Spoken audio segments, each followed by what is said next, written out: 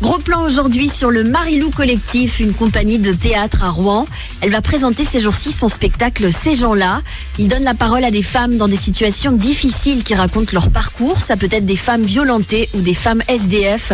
Par le théâtre, elles se livrent, tentent de reprendre confiance en elles. Elles bossent depuis plusieurs semaines pour se produire sur scène. Elles sont accompagnées notamment par la comédienne Margot Tramontana. Elle nous raconte comment se construit ce spectacle. Déjà, on rencontre chaque personne parce qu'il faut une mise en confiance. Parce que pour amener quelqu'un qui n'est pas comédien sur un plateau, il faut qu'on se connaisse. Et après, on fait un travail d'entretien, plusieurs entretiens, on les interviewe. Nous, on déroche leurs paroles mot pour mot.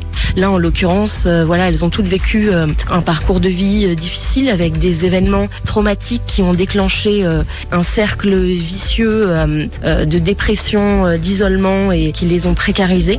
Et elles sont toutes là aujourd'hui pour se relever.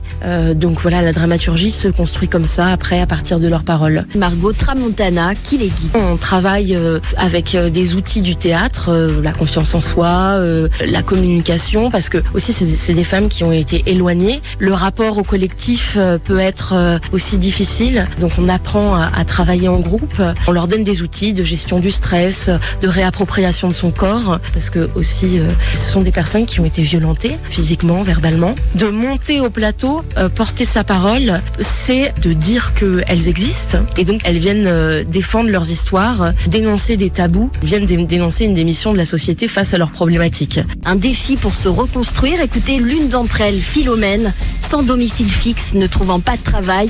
Elle s'est lancée dans cette expérience. Travailler en tant que SDF, c'est un peu compliqué parce que je suis amenée à bouger toutes les semaines en fait. J'avais envie de faire autre chose. Je voulais faire du théâtre. Donc je découvre une activité de théâtre où je parle de moi en fait. Et c'est assez particulier, mais en même temps, ça permet peut-être de prendre de la distance par rapport à son histoire, puis son estime de soi, un peu la soigner parce qu'elle est malmenée du fait que je n'ai pas de logement pour l'instant. Bon. Physiquement, c'est déjà de se lever, de faire une activité qui me plaît, qui est enrichissante parce que je rencontre d'autres personnes qui traversent aussi des périodes difficiles. C'est une bataille vers la vie de toute façon.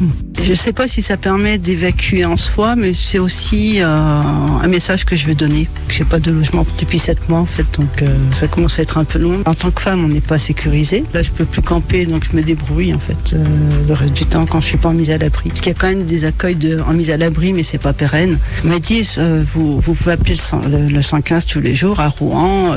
J'avais appelé une fois, on m'a dit il y a 14 places, il y avait 19 femmes. Que font les autres femmes? J'ai dit elles ont un réseau.